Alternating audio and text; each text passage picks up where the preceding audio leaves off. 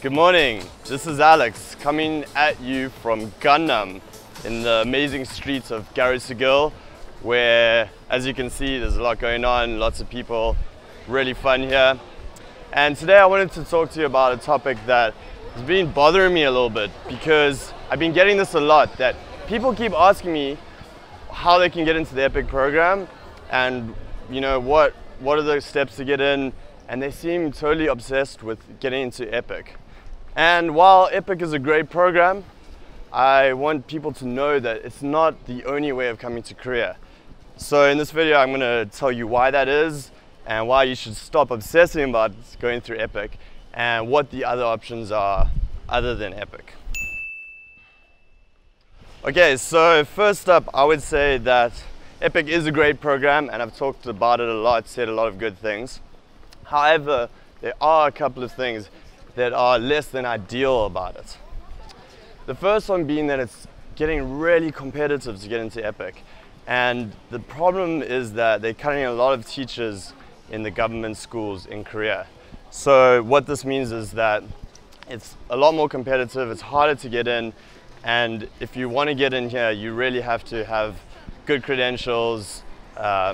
You might get lucky if you don't have any teaching experience, but it is getting a lot tougher. Since 2011, the number of teachers, native teachers, that's us EPIK teachers, etc., are going down from 9,000 teachers to 6,000. So in a couple of years, it's gone down, that much. And this means that it's really, a lot of cuts have happened. Almost all the middle and high school jobs have totally been cut. And elementary school, there's less positions, more demand, that kind of thing. So other than that, the other thing is that EPIK is a long process to get into. You're going to be spending about 6 months applying, you got to wait, you got to hear, and it's just like this long process where you really have to just wait it out and sit through it, when there are other options that you could just come over here almost straight away. And the third thing that I want to mention was that it's very hard to get into a location that you want to be in, especially somewhere like this in Seoul, which is amazing. It's really great here, and this is where I would ideally want to live. However, with EPIK, it's very hard to get into Seoul, it's hard to get into Busan, and it's just getting more and more tough to get into these great locations. So if you're okay with going to a rural area, a smaller city, then EPIK's great. However, if you do want to have more choice and go to a city like this, then I would highly suggest you look at other options. So what are the other options? Well, there are of course hagwon jobs, private academies, and there are plenty of these everywhere. And it's a matter of finding a good one, because a lot of the time the jobs, you have to find one that's actually good. They can be hit or miss. However, if you do get one of these, you could be where you want to be. It could be a great job, so that's a definite option. You can also get placed directly into public schools, which is exactly the same as EPIK, and you don't have to go through the whole 6 months process, which is, it's this long process. Other than that, of course, there are these other options which are kind of under the radar, and these are kind of after school programs, jobs here and there that you might not hear about.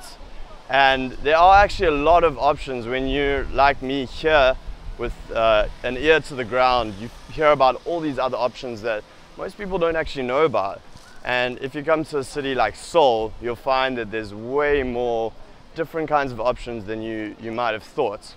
So while it might be a bit tougher to get started and find a job, it may well be worth it, especially if you want to come to a place like Seoul and get a job here. So what I want you to get from this is to realize that EPIK is not the only option, and while it looks good and sounds good on paper, it is good, but there are some downsides to it, and that there are other options, and many other options, that can get you over here, get you a job that is still a good job.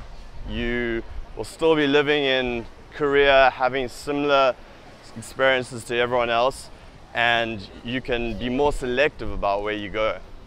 So I'd highly suggest you go out now and start looking at job boards, forums, and Facebook groups to look into applying directly for jobs, go through a recruiter, that kind of thing. So that's it from me, and I hope you found that useful. Please let me know if there's anything that you want me to discuss. If you want to go into more detail on this, let me know. Subscribe to my channel and I'll be putting out a lot more videos on different topics about teaching and career. So have a great day, and I'm off to enjoy this beautiful day with beautiful people here in Gangnam, Seoul, and hopefully you'll be able to get out here soon.